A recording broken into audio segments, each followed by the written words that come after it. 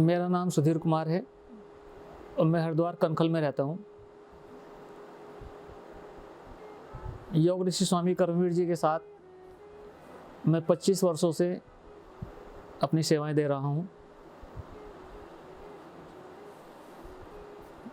25 वर्षों से तो मैं उनके सामाजिक कार्य में उनके साथ हूँ, लेकिन मैं जानता हूँ उससे भी काफ़ी समय पहले से, जब स्वामी जी महाराज कनखल में ही एक आश्रम में रह करके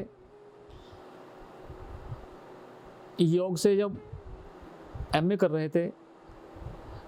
स्वामी जी महाराज 3 विषय में परास्नातक हैं: योग, दर्शन और वेद। और इसी के साथ साथ आयुर्वेद में उन्होंने विशेष उपलब्धि हासिल की है। आयुर्वेद उनका विशेष प्रिय रहा है।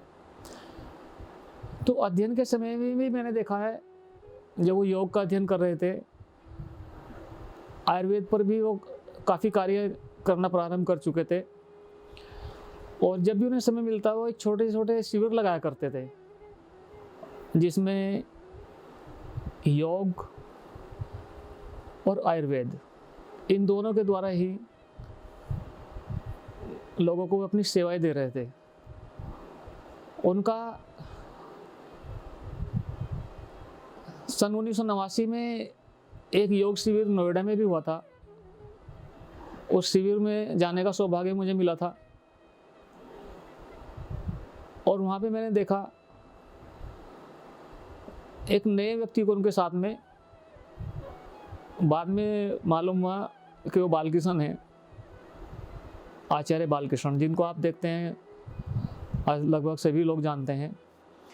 तो सर्वप्रथम वो स्वामी जी महाराज से आके जुड़े थे और वो त्रिपुरा आश्रम में ही, हरिद्वार का जो आश्रम जिसमें स्वामी जी रहते थे, वो वहीं पर आकर के उन्होंने स्वामी जी को ज्वाइन किया था। और कई वर्षों तक उन्होंने, क्योंकि आचार्य बालकृष्ण का जो सब्जेक्ट था वो केवल संस्कृत था, लेकिन आयुर्वेद के बारे में ये जानकारी देना, योग के बारे में विशेष रूप से उनको बताया गया, आयुर्वेद को समझाया गया क्या चीज़ें। तो ये कार्य सर्वप्रथम योग ऋषि स्वामी कर्मवीर जी ने ही उनको बताया था। और आज आप सब देख रहे हैं कि वह एक बहुत अच्छे तरीके से अपना कार्य कर रहे हैं, आचार्य बालकृष्ण भी। लेकिन मैं निर्बाध रूप से कह सकता हूँ, इसमें कोई संदेह नहीं है कि इस सब की प्रेरणा उनको स्वामी कर्मवीर जी महाराज से मिली। आज भी मैं उन्हें देखता हूँ, कभी कभी वो किसी कार्यक्रम में आते हैं तो वो सम्मान देते हैं स्वामी जी महाराज को। तो उसके बाद त्रिपुरा आश्रम से निकल करके स्वामी कर्मवीर जी महाराज, आचार्य बालकृष्ण और स्वामी रामदेव, इन्होंने एक ट्रस्ट गठित किया कनखल में ही, दिव्य योग मंदिर ट्रस्ट के नाम से। और वहाँ पर मैं प्रबंधक के रूप में मैंने अपनी सेवाएं दी थी। तो स्वामी जी महाराज के साथ जो मेरा संबंध है ये काफ़ी समय से है। मैंने उनको अत्यंत निकट से देखा है। उनको स्वभाव अत्यंत विनम्र, सरल स्वभाव, कभी उनको तनाव में नहीं देखा, कभी किसी विषय पर उनको किसी ऐसी अवस्था में नहीं देखा कि भाई लोग कहें कि ये क्या। हर वक्त सौम्य और सरल स्वभाव उनका मैंने देखा है। उस टाइम बहुत सारे रोगी आते थे जो सक्षम नहीं थे आयुर्वेद की औषधियों का मूल्य चुकाने में। स्वामी जी का एक संकल्प था कि जो भी व्यक्ति यहाँ पे आश्रम में आएगा उसको स्वास्थ्य लाभ होगा और उसका मूल्यांकन पैसे से नहीं किया जाएगा, उसको स्वास्थ्य लाभ होना चाहिए। ये प्राथमिक उनका विषय रहा है। आज मुजफ्फरनगर के पुरकाजी एक टाउन है, वहाँ पर नहर के किनारे उनका आश्रम है। वहाँ हजारों लोग स्वास्थ्य लाभ प्राप्त कर चुके हैं। आज भी चिकित्सालय में सुबह से लोग जाते हैं और शाम तक वो चलता रहता है। कोई ऐसा व्यक्ति जो सक्षम नहीं है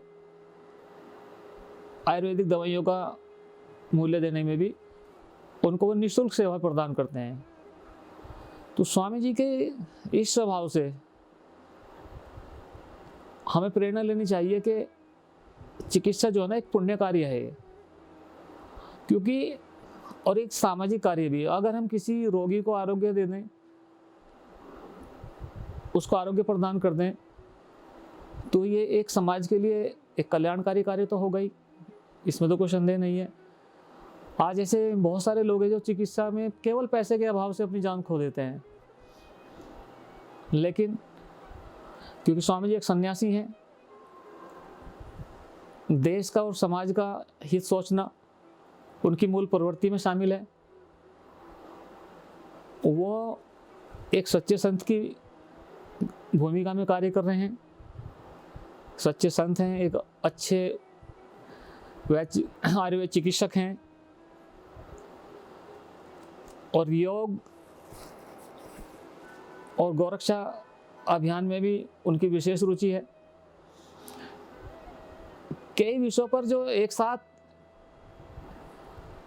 अत्यंत सहयोगात्मक तरीके से, विनम्रतापूर्वक और सच्चे मन से कोई कार्य करने वाले अगर सन्यासी देखें तो निसंदेह वो केवल योग ऋषि स्वामी कर्मवीर जी ही हैं। और ये मेरा सौभाग्य है कि मैं इतने वर्षों से उनके साथ हूँ, और आगे भी उनका आशीर्वाद हमेशा मुझ पे बना रहेगा। और जीवन में इस समाज के लिए स्वामी जी की प्रेरणा से जो भी कुछ हम करेंगे ये हमारा सौभाग्य होगा। स्वामी जी के एक विषय नहीं, अनेक ऐसे वृत्तांत हैं, अनेक ऐसे दृष्टांत हैं जिनके बारे में बताना चाहे तो बहुत लंबा समय निकल जाएगा। बस मैं संक्षेप में यही कहना चाहूँगा कि मैंने किसी भी सामाजिक कार्य में, चाहे वो शिक्षा का हो, चिकित्सा का हो, गौरक्षा का हो, योग प्राणायाम का हो, उनको हमेशा राष्ट्र के सहयोग के रूप में अग्रसर पाया है। उनका सरल और विनम्र स्वभाव उनके संतत्व को, साधुत्व को एक अलग ही स्थान प्रदान करता है। और मेरी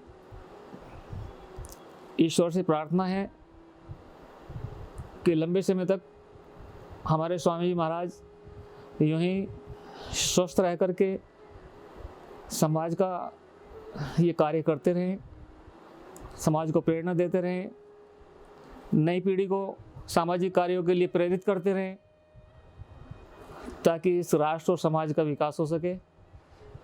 इन्हीं शब्दों के साथ मैं अपनी बात समाप्त करता हूँ। ओम शांति।